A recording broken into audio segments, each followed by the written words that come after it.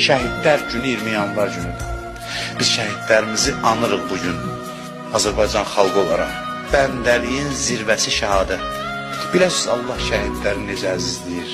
Onda şəhid ailələri, qəmləri azalar, ürəklərinə sevinç gələr. Şəhid anaları bizə baxır, ataları bizə baxır, bilirəm.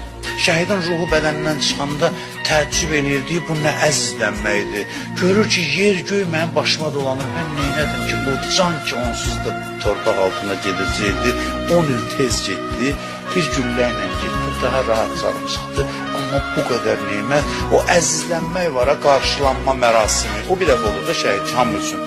Cənnətdə həmişə qalacaq, şəhidin neyməti çoxdur, amma o qarşılanma mərasimi, o əzizlənmək, təzdən yaşamaq üçün bir də istəyirəm, canım çıxanda ki, görüm, mələklər çıxdı, biz bilmirik də nədir o.